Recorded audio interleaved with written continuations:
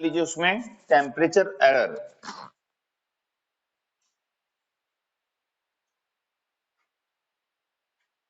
तो dynamometer wattmeter में temperature error होता है। टेम्परेचर एरर हम पढ़ चुके हैं वोल्ट मीटर में, है ना। तो ठीक उसी तरह यहाँ पे भी टेम्परेचर एरर होता है। तो टेम्परेचर एरर को कम करने के लिए क्या करेंगे कि वॉट मीटर की जो प्रेशर कॉइल है उस प्रेशर कॉइल को लो रेजिस्टेंस का बनाते हैं, ठीक है।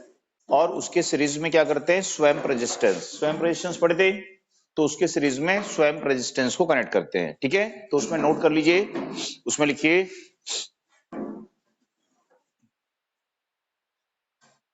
टेम्परेचर वेरिएशन के कारण, टेम्परेचर वेरिएशन के कारण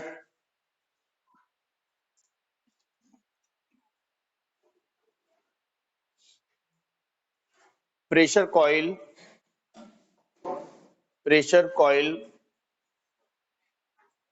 का रेजिस्टेंस, प्रेशर कॉइल का रेजिस्टेंस चेंज होने से, प्रेशर कॉइल का रेजिस्टेंस चेंज होने से रीडिंग में एरर आता है, रीडिंग में एरर आता है। इसे टेम्परेचर एरर कहते हैं, इसे टेम्परेचर एरर कहते हैं। एरर को, इस एरर को कम करने के लिए प्रेशर कॉइल के सीरीज में स्वैम्प रेजिस्टेंस कनेक्ट करते हैं। प्रेशर कॉइल के सीरीज में स्वैम्प रेजिस्टेंस कनेक्ट करते हैं।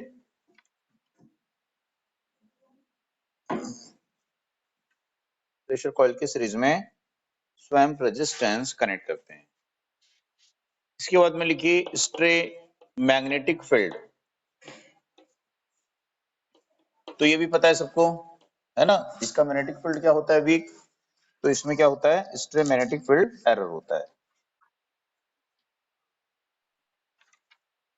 क्वेश्चन लिखिए a watt meter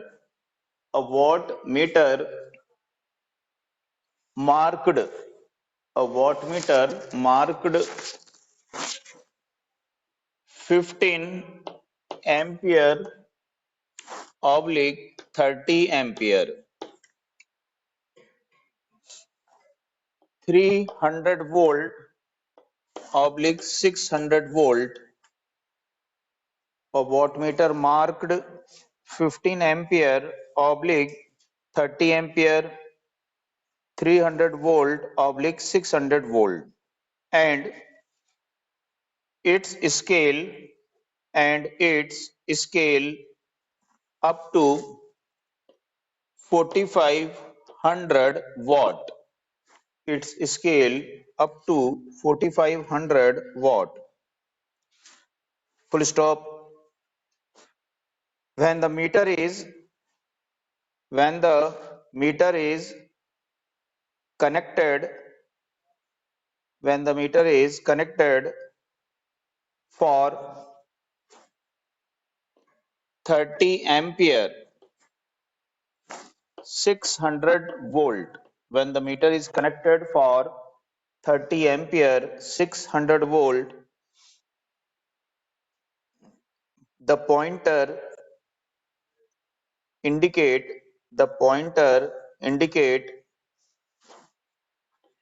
2000 watt, the pointer indicate 2000 watt, full stop. The actual power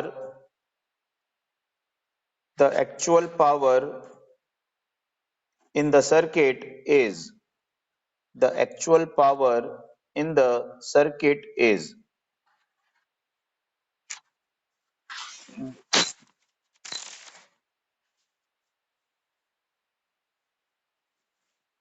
ठीक है। बात समझ में आई कि जो अपना वॉट मीटर है, इस वॉट मीटर में यहाँ पे कनेक्शन दिए होते हैं। कनेक्शन एक दिया है 15 एम्पियर का और दूसरा दिया है 30 एम्पियर।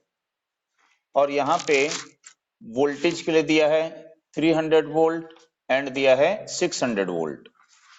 ठीक है, तो ये जो वॉट मीटर है इसको हम 15 एम्पियर करंट पे यूज कर सकते हैं, 30 एम्पियर करंट के लिए भी यूज करते हैं, लेकिन कनेक्शन हमको क्या करना पड़ता है, उसका चेंज करना पड़ेगा। जैसे हम पढ़ते हैं ना शंट एंड मल्टीप्लायर। ठीक है, तो यदि आपको वॉट मीटर में कौन सी कॉइल होती है, करंट कॉइल अमीटर के समान होती है, समझ में आ रही है बात। तो यदि आपको करंट कॉइल की रेंज को बढ़ाना होता है तो उसके कनेक्शन को क्या करना पड़ेगा, आपको वहां पे चेंज करना पड़ेगा। कि जैसे हमारा ये वॉट मीटर है इस प्रकार से,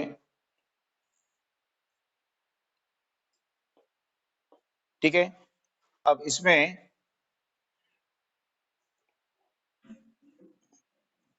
यहाँ पे इस प्रकार से हमने रेजिस्टेंस कनेक्ट किया हुआ है और करंट कॉइल के लिए इस प्रकार से हमने यहाँ पे रेजिस्टेंस जो है उसको कनेक्ट किया हुआ है।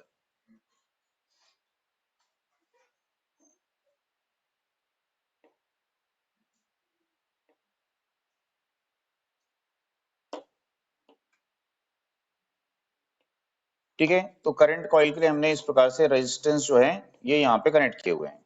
ठीक, अब यदि हमको यहाँ पे इसको कनेक्ट करते हैं तो ये कितनी वैल्यू की करंट के लिए, तो ये 15 एम्पियर करंट के लिए कैलिब्रेट हो जाएगा।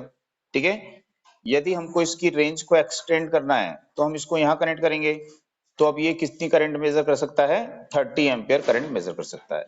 ठीक है, इसी तरह से प्रेशर कॉइल है, प्रेशर कॉइल के सीरीज में क्या कनेक्ट करते हैं, मल्टीप्लायर रेजिस्टेंस होता है। यदि यहाँ कनेक्ट करेंगे तो 300 वोल्ट के लिए होगा, यदि इसको यहाँ कनेक्ट करेंगे तो ये 600 वोल्ट के लिए होगा। ठीक है, लेकिन उसका जो स्केल है वो स्केल तो हम एक ही बार बनाएंगे, है ना। इसकी सेटिंग्स को हम यहाँ पे चेंज कर सकते हैं शंट और मल्टीप्लायर को, लेकिन उसका जो स्केल है वो स्केल तो हम एक ही बार बनाए हैं यहाँ पे, है ना। स्केल को तो हम बार बार चेंज नहीं कर सकते। तो उसमें बोल रहा है कि इसका जो स्केल है, इसका जो स्केल है वो कितने के लिए बनाया गया है, 45।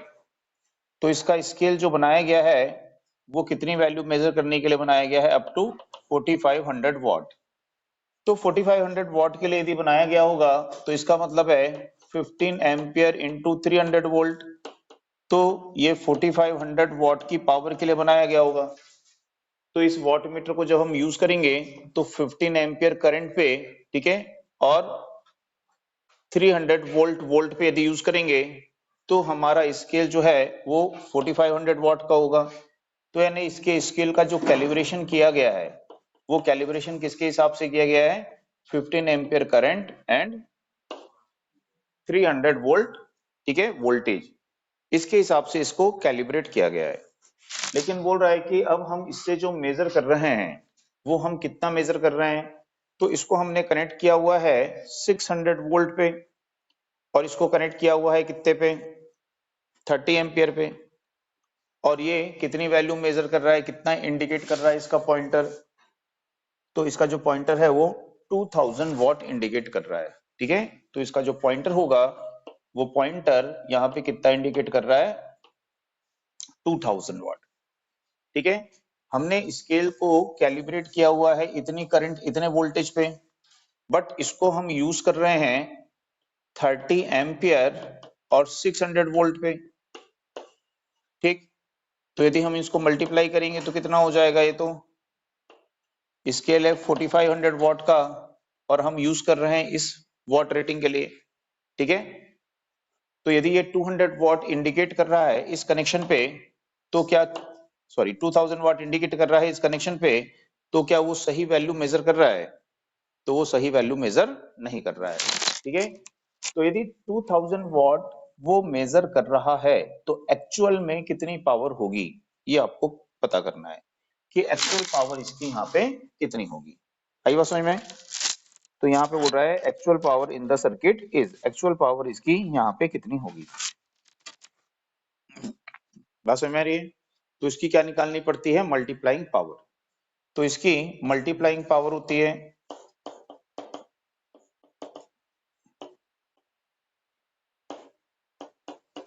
ठीक है, तो rated current setting into rated voltage setting.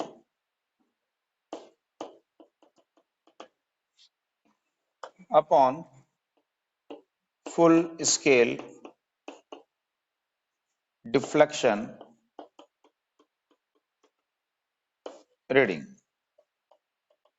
तो यदि हम देखेंगे, इसको हमने सेट किया है 30 एम्पियर पे और 600 वोल्ट पे, और फुल स्केल डिफ्लेक्शन उसका कितना है 45 है। तो इसको यहाँ पे इसको डिवाइड कर देंगे, ठीक है। तो जब इसको डिवाइड करेंगे तो हमारे पास में लगभग वैल्यू कितनी आ जाएगी, 18 डिवाइडेड बाई 45, तो कितना आ जाएगा ये 4। तो मल्टीप्लाइंग पावर कितनी आ जाएगी इसकी, यहाँ पे 4 आ जाएगी। तो यहाँ पे एक्चुअल जो रीडिंग होगी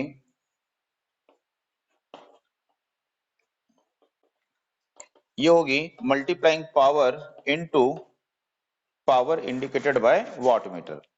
तो वाटमीटर कितना इंडिकेट कर रहा है 2000, मल्टीप्लाइंग पावर कितनी है 400, तो कितनी रीडिंग होगी उसकी, एक्चुअल में कितनी होनी चाहिए। तो एक्चुअल में वो 8000 वाट पावर मेजर कर रहा है, बट इंडिकेट कितना कर रहा है 2000 कर रहा है, क्योंकि उसका स्केल जो है वो हमने इस हिसाब से कैलिब्रेट किया हुआ है। आई बात समझ में, इसको नोट करिए।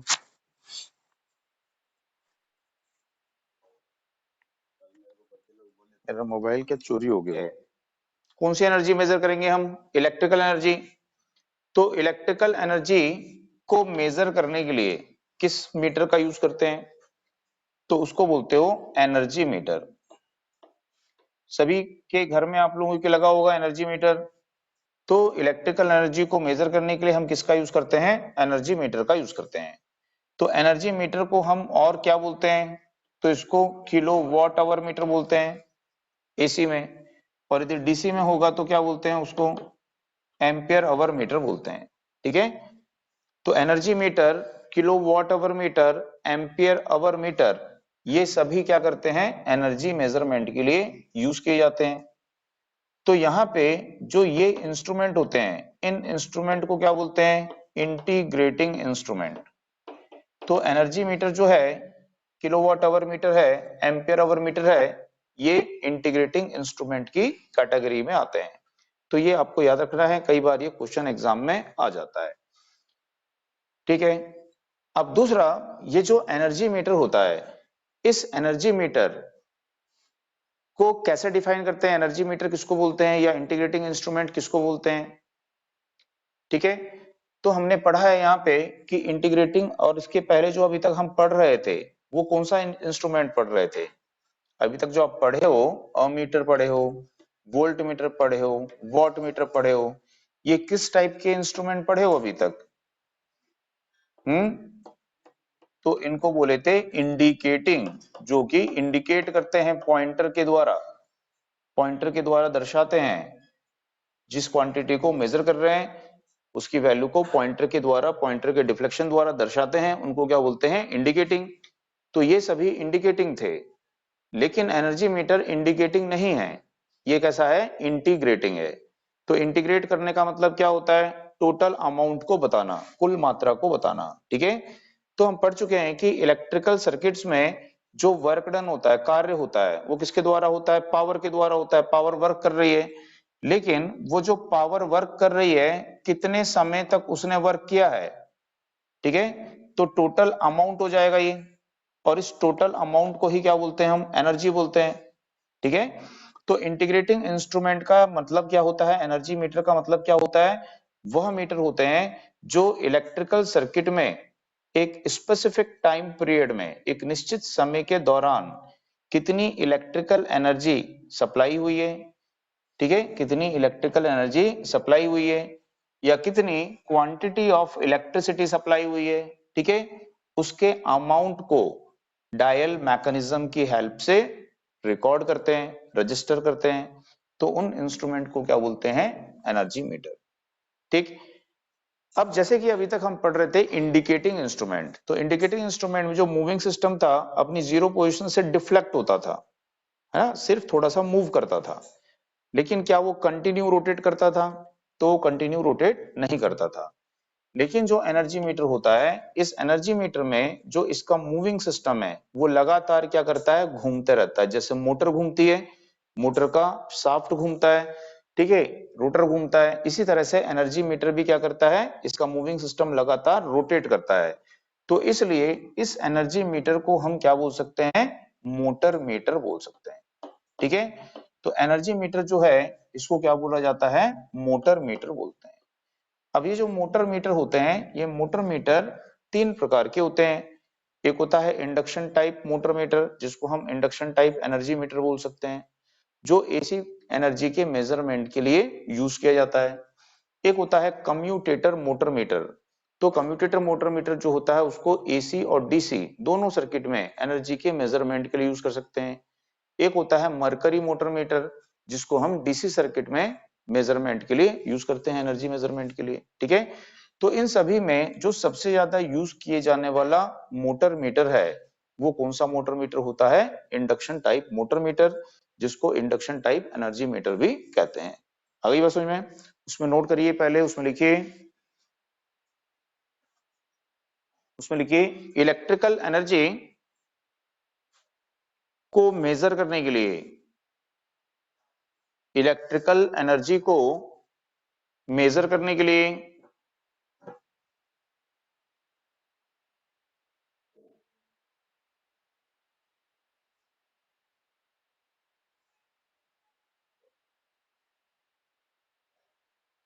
एनर्जी मीटर का यूज करते हैं।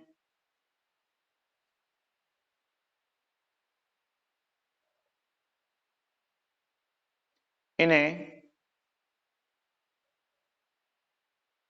KWH मीटर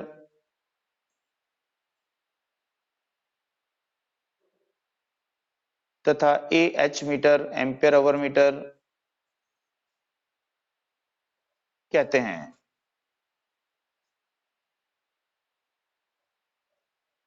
ये इंटीग्रेटिंग इंस्ट्रूमेंट, ये इंटीग्रेटिंग इंस्ट्रूमेंट की कैटेगरी में आते हैं। ये इंटीग्रेटिंग इंस्ट्रूमेंट की कैटेगरी में आते हैं।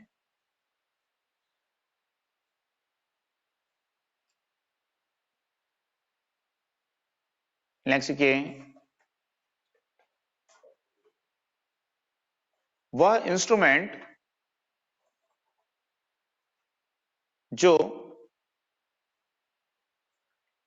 स्पेसिफिक टाइम पीरियड, वह इंस्ट्रूमेंट जो स्पेसिफिक टाइम पीरियड में इलेक्ट्रिक सर्किट में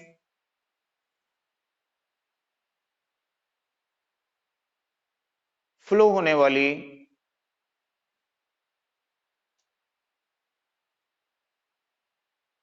टोटल अमाउंट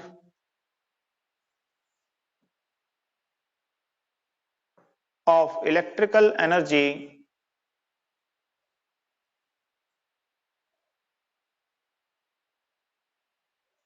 या इलेक्ट्रिसिटी या क्वांटिटी ऑफ इलेक्ट्रिसिटी या क्वांटिटी ऑफ इलेक्ट्रिसिटी को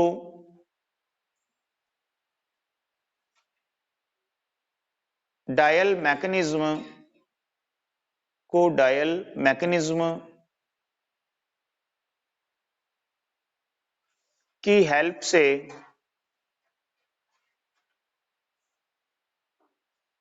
रजिस्टर करता है।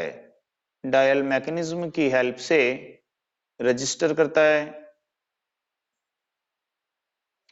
इंटीग्रेटिंग इंस्ट्रूमेंट कहलाता है। डायल मैकेनिज्म की हेल्प से रजिस्टर करता है। इंटीग्रेटिंग इंस्ट्रूमेंट कहलाता है।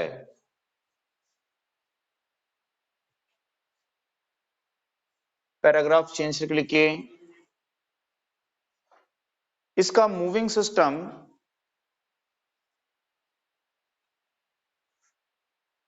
कंटिन्यू रोटेट करता है। इसका मूविंग सिस्टम कंटिन्यू रोटेट करता है,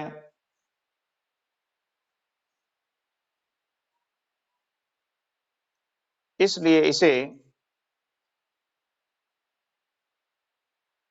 मोटर मीटर कहते हैं। इसलिए इसे मोटर मीटर कहते हैं।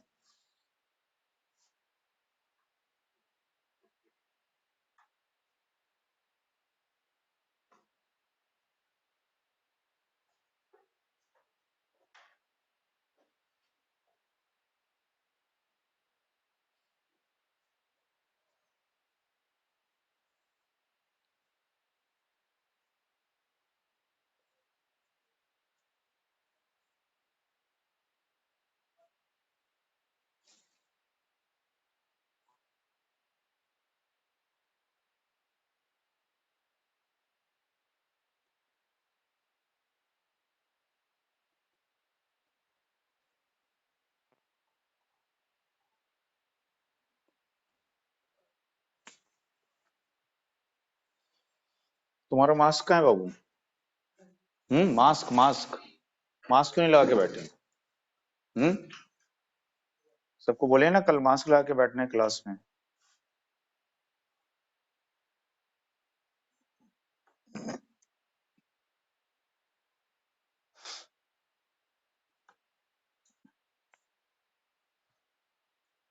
कहाँ है? क्यों नहीं लाए? कोरोना चल रहा है, तुमको पता नहीं है? नेक्स्ट क्लास में लगा के बैठ रहा है मास्क, है ना? ठीक है, कनेक्ट हो गए। पैराग्राफ चेंज करके, अच्छा उसमें अपन क्या लिखे हैं, इसलिए इसको क्या कहते हैं, मोटर मीटर कहते हैं, है ना? यहां तक लिख चुके हैं। अब यहां पे types of motor meter.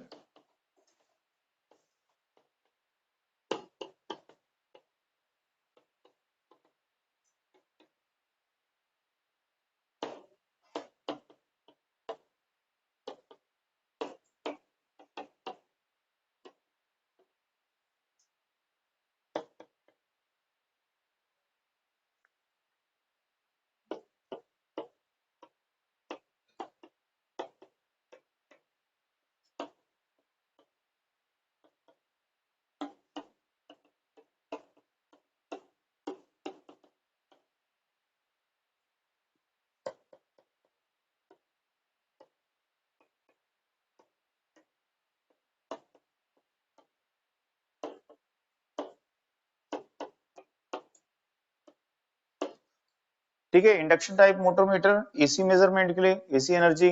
Commutator motor meter AC DC. और mercury motor meter DC energy के मेजरमेंट के लिए यूज किए जाते हैं। ठीक, नोट कर लिए? तो हेडिंग डाल दीजिए इसमें, इंडक्शन टाइप मोटर मीटर।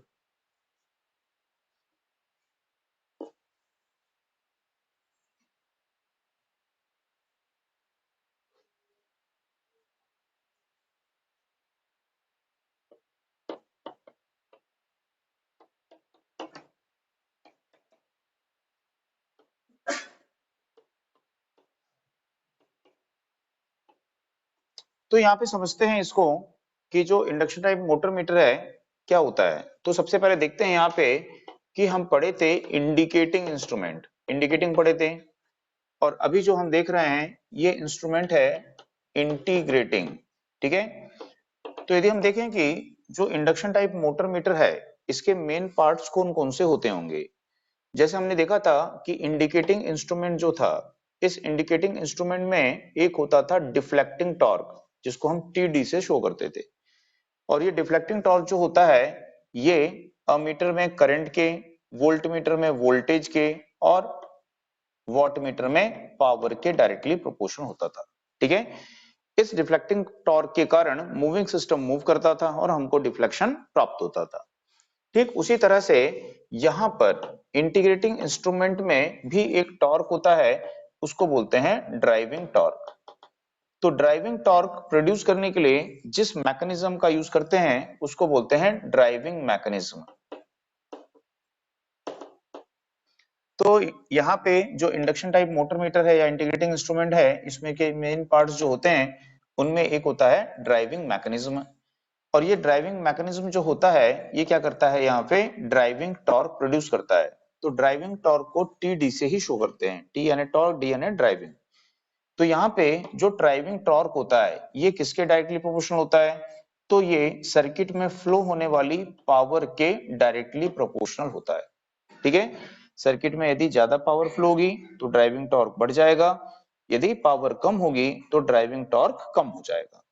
अब यदि टॉर्क बढ़ेगा तो मोटर की स्पीड क्या होती है, बढ़ती है टॉर्क इंक्रीज होने पे। तो यहाँ पे जब ड्राइविंग टॉर्क इंक्रीज होगा तो इसका जो मूविंग सिस्टम है कंटिन्यू रोटेट करता है मोटर की तरह, तो उसकी स्पीड क्या होगी, वहां पे इंक्रीज हो जाएगी। यदि आप सर्किट में ज्यादा पावर ड्रॉ कर रहे हो तो ड्राइविंग टॉर्क बढ़ जाएगा, मीटर के मूविंग सिस्टम की स्पीड क्या होगी, वहां पे इंक्रीज हो जाएगी।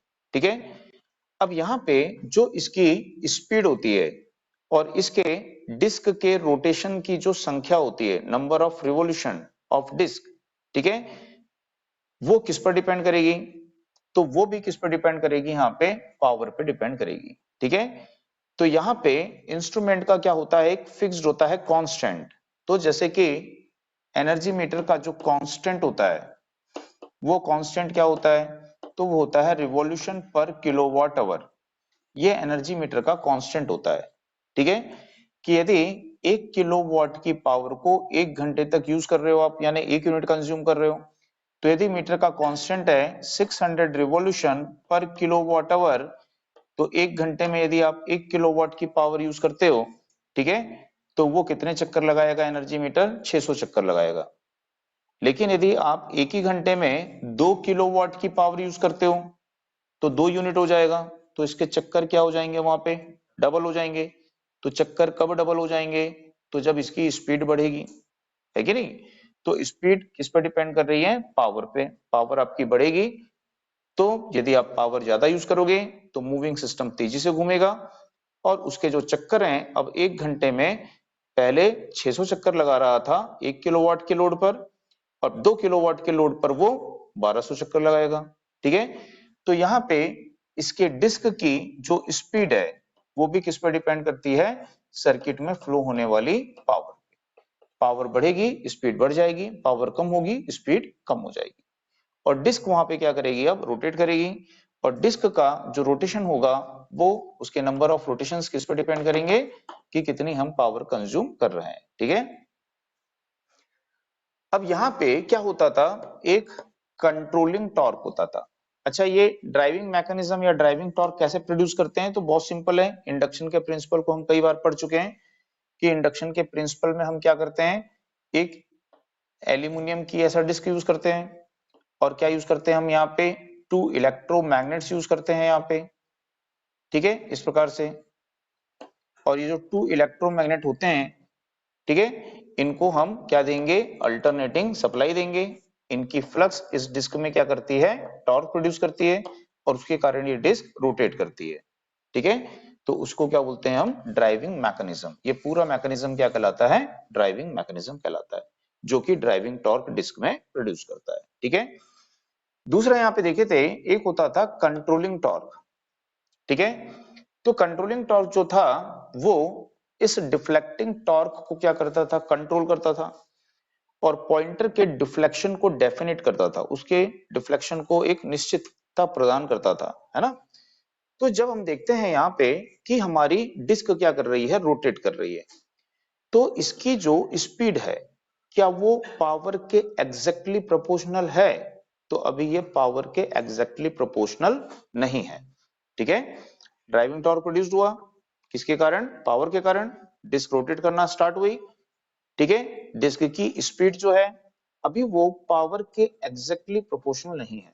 डिस्क के रोटेशंस की जो संख्या है, number of revolution of disc जो है, वो सर्किट में फ्लो होने वाली पावर के अभी एग्जैक्टली प्रोपोर्शनल नहीं है। हमको क्या करना होगा, उसको एग्जैक्टली प्रोपोर्शनल करना पड़ेगा। जो ये कांस्टेंट है, इस कांस्टेंट के अकॉर्डिंग उसको हमको प्रॉपरली सेट करना पड़ेगा। तो इसके लिए क्या करना पड़ेगा कि जो ये ड्राइविंग टॉर्क है, इस ड्राइविंग टॉर्क के अपोजिट हमको एक दूसरा टॉर्क प्रोड्यूस करना पड़ेगा। ठीक है, जिसको हम यहाँ पे बोलते हैं ब्रेकिंग टॉर्क, और जो प्रोड्यूस करता है उसको क्या बोलते हैं, ब्रेकिंग मैकेनिज्म। तो यहाँ पे ब्रेकिंग मैकेनिज्म क्या करता है, तो ब्रेकिंग मैकेनिज्म जो है ये ब्रेकिंग टॉर्क प्रोड्यूस करता है, ठीक है, ठीक उसी तरह से जैसे यहाँ पे ये कंट्रोलिंग टॉर्क प्रोड्यूस्ड होता था। तो ये ब्रेकिंग मैकेनिज्म कैसे बनाएंगे, तो बहुत सिंपल है कि इस डिस्क के साइड में यहाँ पे क्या करेंगे, परमानेंट मैग्नेट लगा देंगे। तो जब इस डिस्क के साइड में परमानेंट मैग्नेट लगा देंगे, डिस्क घूमेगी तो परमानेंट मैग्नेट की फ्लक्स को काटेगी, तो डिस्क में क्या होगी, एडी करंट इंड्यूस्ड होगी, और वो डिस्क के रोटेशन का अपोज करेगी, ठीक है। तो डिस्क के रोटेशन का अपोज करेगी मींस उसमें ब्रेकिंग टॉर्क प्रोड्यूस करेगी, उसको रोकने की कोशिश करेगी। तो यहाँ पे जो ये ब्रेकिंग टॉर्क होता है ये किसके द्वारा प्रोड्यूस किया जाता है, इन परमानेंट मैग्नेट के द्वारा प्रोड्यूस किया जाता है, ठीक। अब यहाँ पे जो ये ब्रेकिंग टॉर्क है ये किस पर डिपेंड करता है, ब्रेकिंग टॉर्क किस पर डिपेंड करता है, तो यदि देखें ब्रेकिंग टॉर्क जो होता है, जो यहाँ पे हम ये परमानेंट मैग्नेट यूज किए हैं, ये परमानेंट मैग्नेट है ये, ठीक है।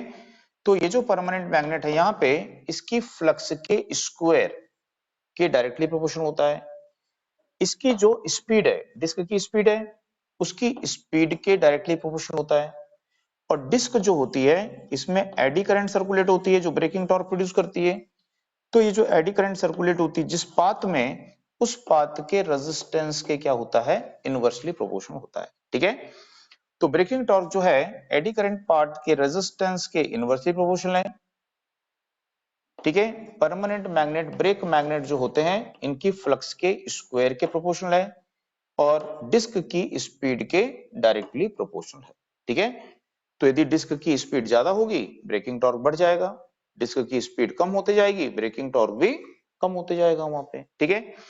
तो ये जो ब्रेकिंग टॉर्क है ये क्या करता है, तो ये ब्रेकिंग टॉर्क इस ड्राइविंग टॉर्क का अपोज करता है, उसका विरोध करता है, ठीक है, और उसको क्या करता है वहां पे स्टडी करता है। तो जब यहाँ पे देखते हैं कि ब्रेकिंग टॉर्क जो है वो किसके इक्वल हो जाता है, ड्राइविंग टॉर्क के इक्वल हो जाता है, ठीक है। तो यहाँ पे भी हम देखे थे कि जब कंट्रोलिंग टॉर्क जो होता है वो डिफ्लेक्टिंग टॉर्क के क्या होता है, इक्वल होता है, तो पॉइंटर क्या होता है, स्टेशनरी, और हमको क्या मिलती है, रीडिंग। तो ठीक उसी तरह से यहाँ पे देखेंगे कि जब ब्रेकिंग टॉर्क ड्राइविंग टॉर्क के क्या हो जाता है, इक्वल हो जाता है, तो इस कंडीशन में जो डिस्क होती है वो एक स्टडी स्पीड पर रोटेट करती है, ठीक है।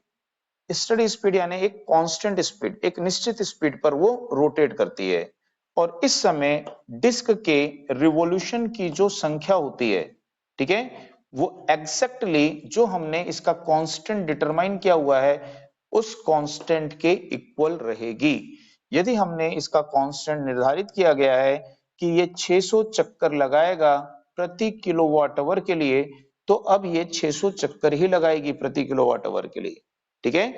तो डिस्क के रिवॉल्यूशन को, उसके डिस्क के रोटेशन की संख्या को, उसकी स्पीड को हमने क्या कर दिया है, स्टडी कर दिया है, निश्चित कर दिया है।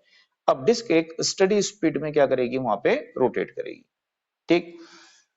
दूसरा यहाँ पे क्या करते थे हम, ऐसा स्केल बनाते थे, और इस स्केल के द्वारा हमको क्या पता चलता था, 2 3 5 एम्पियर या वोल्टेज कितने वोल्ट की है, पॉइंटर डिफ्लेक्ट करता था। लेकिन यहाँ पे हम क्या करते हैं, गियर्ड व्हील है, ये गियर्ड व्हील की ट्रेन का यूज करते हैं, यानी श्रृंखला का यूज करते हैं। तो ये सभी गियर्ड व्हील होती हैं। यदि ये यहाँ पे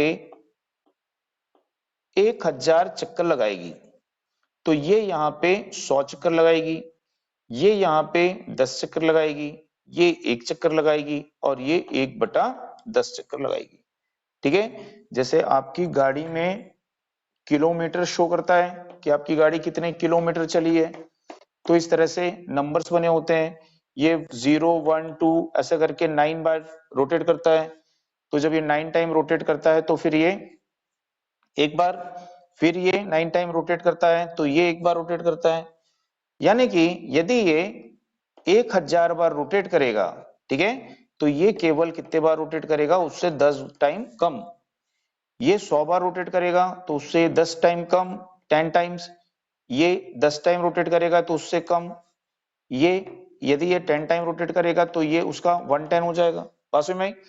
तो इस तरह से हम यहाँ पे कितने यूनिट हमने कंज्यूम किया है या कंज्यूमर ने कितने यूनिट कंज्यूम किया है उसको कैसे रिकॉर्ड करेंगे, तो उसके लिए क्या करते हैं हम यहाँ पे गियर्ड व्हील के ट्रेन्स का यूज करते हैं, जिसको कि हम इस मूविंग सिस्टम के साथ में अटैच करते हैं और डिस्क कितना रोटेशन कर रही है उसके साथ में ये गियर्ड व्हील रोटेट करेंगी और कितने यूनिट का कंजम्पशन हुआ है वो हमको पता चल जाएगा।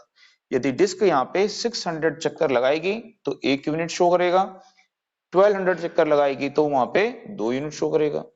आई बात समझ में? तो इस तरह से डायल मैकेनिज्म का यहाँ पे यूज करते हैं। तो उसमें हेडिंग डालिए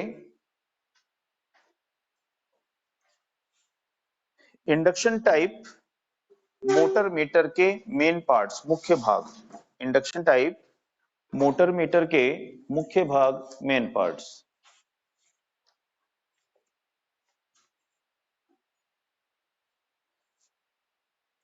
ठीक है, फर्स्ट लिखिए उसमें driving mechanism. Driving mechanism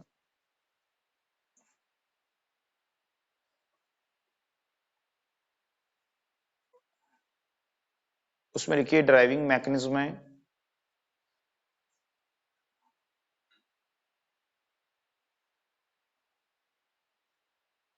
shunt and series, shunt and series two electromagnet, shunt and series two electromagnet के बिटवीन मूविंग सिस्टम पर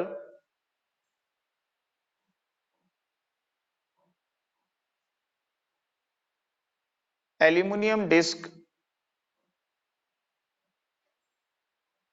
को प्लेस करते हैं। मूविंग सिस्टम पर एल्यूमिनियम डिस्क को प्लेस करते हैं। दोनों मैग्नेट की फ्लक्स डिस्क में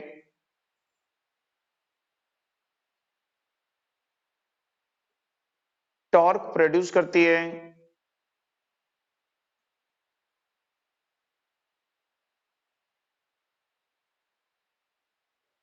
इससे डिस्क रोटेट करती है।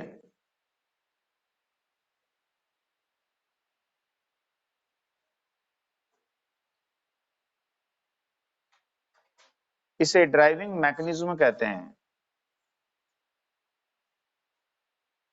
इसे ड्राइविंग मैकेनिज्म कहते हैं।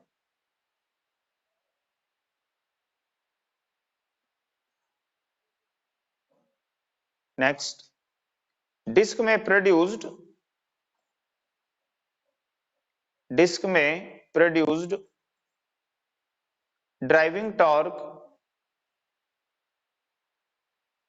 डिस्क में प्रोड्यूस्ड ड्राइविंग टॉर्क सर्किट की पावर के डायरेक्टली प्रोपोर्शनल होता है।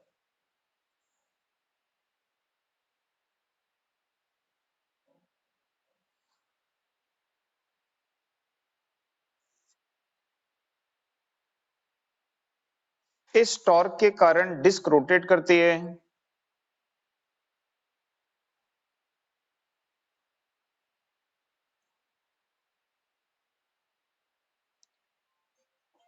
अतः डिस्क की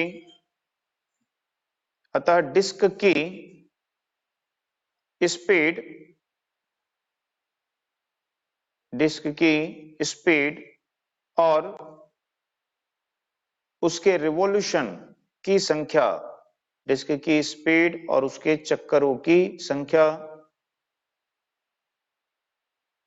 डिस्क की स्पीड और उसके रिवॉल्यूशन की संख्या, चक्करों की संख्या सर्किट में फ्लो होने वाली पावर के प्रोपोर्शनल होती है। सर्किट में फ्लो होने वाली पावर के प्रोपोर्शनल होती है।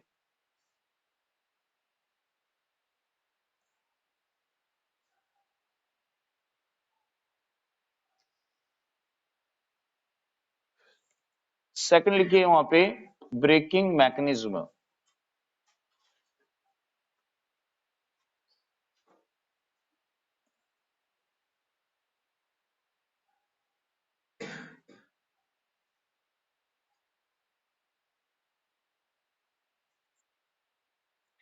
लेक्सिक उसमें लिखिए ब्रेकिंग मैकेनिज्म में सर्किट में ऐसे लिखिए एनर्जी मीटर के मूविंग सिस्टम की स्पीड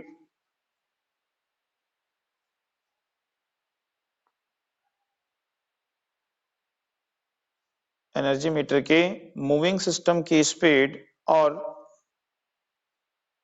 चक्करों की संख्या नंबर ऑफ रिवोल्यूशंस चक्करों की संख्या सर्किट में फ्लो होने वाली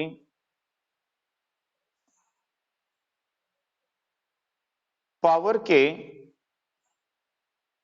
सर्किट में फ्लो होने वाली पावर के एग्जैक्टली प्रोपोर्शनल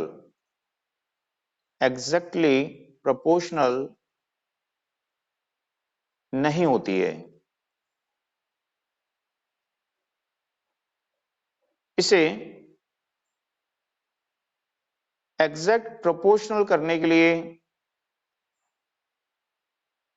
इसे एग्जैक्ट प्रोपोर्शनल करने के लिए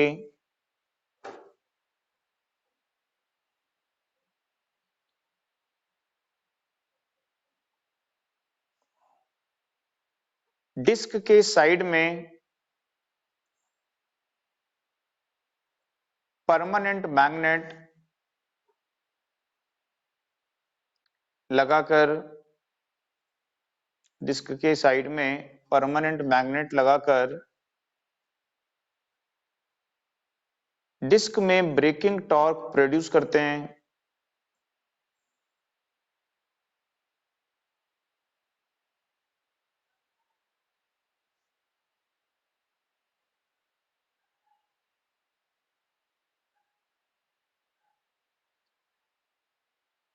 यह ब्रेकिंग टॉर्क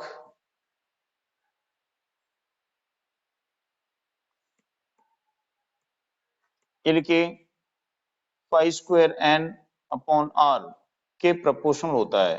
ये ब्रेकिंग टॉर्क जो है pi square N upon R के डायरेक्टली प्रोपोर्शनल होता है।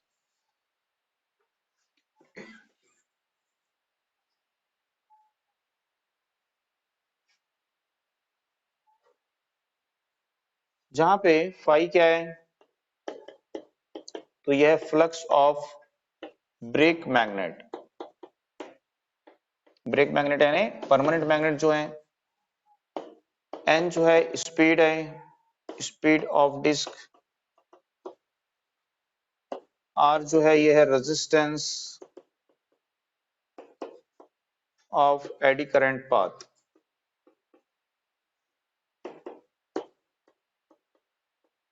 इन डिस्क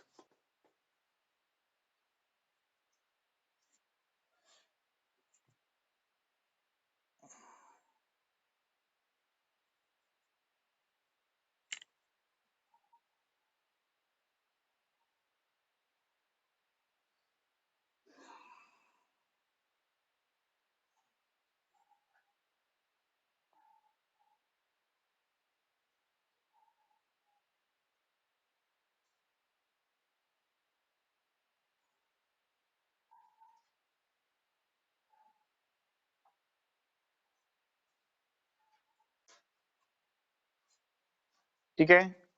अब नोट करिए उसमें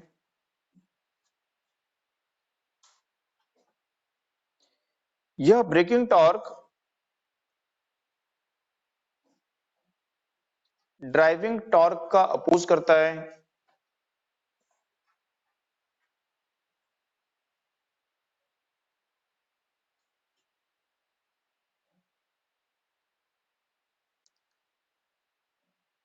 और जब दोनों टॉर्क यह ब्रेकिंग टॉर्क ड्राइविंग टॉर्क का अपोज करता है और जब दोनों टॉर्क इक्वल हो जाते हैं और जब दोनों टॉर्क इक्वल हो जाते हैं तो डिस्क एक स्टडी स्पीड, तो डिस्क एक स्टडी स्पीड, निश्चित स्पीड पर रोटेट करती है। डिस्क एक स्टडी स्पीड, निश्चित स्पीड पर रोटेट करती है। इस समय डिस्क के रिवॉल्यूशन की संख्या, डिस्क के चक्करों की संख्या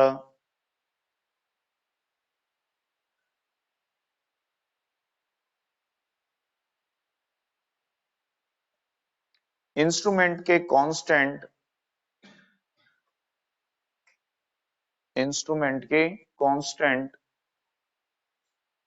रिवॉल्यूशन पर किलोवाट आवर, रिवॉल्यूशन पर किलोवाट आवर के एग्जैक्टली इक्वल होती है। रिवॉल्यूशन पर किलोवाट आवर के एग्जैक्टली इक्वल होती है।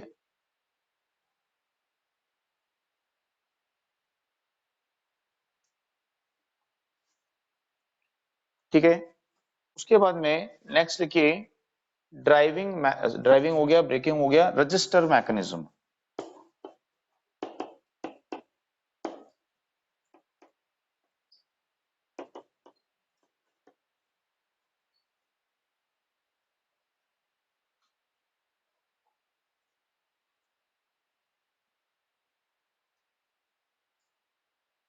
उसमें लिखिए डिस्क के चक्करों की संख्या, डिस्क के चक्करों की संख्या यानी नंबर ऑफ रिवॉल्यूशन को रिकॉर्ड करने के लिए, को रिकॉर्ड करने के लिए मूविंग सिस्टम, मूविंग सिस्टम के साथ गियर व्हील कनेक्ट करते हैं, गियर व्हील कनेक्ट करते हैं। इसे रजिस्टर मैकेनिज्म कहते हैं, इसे रजिस्टर मैकेनिज्म कहते हैं।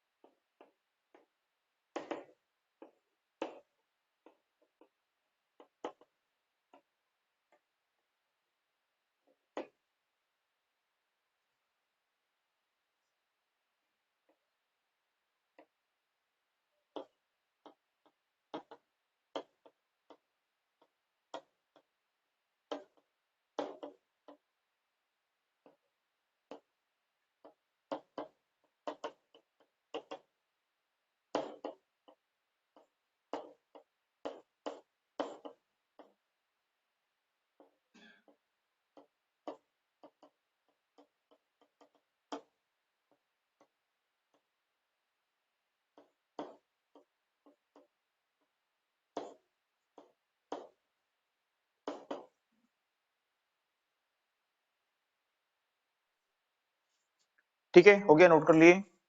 तो जैसे अभी हम पढ़े थे सेम वही है, यहाँ पे उसी को समझ रहे हैं कि यहाँ पे ये क्या है, अपर मैग्नेट है, इस पे हम क्या कनेक्ट करते हैं, प्रेशर कॉइल। ठीक है, तो इसको क्या बोलते हैं यहाँ पे, shunt magnet.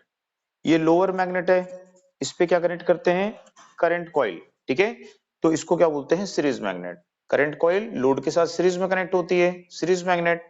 Pressure coil load के साथ में पैरेलल में कनेक्ट होती है, प्रेशर कॉइल, तो इसलिए क्या बोलेंगे, शंट मैग्नेट।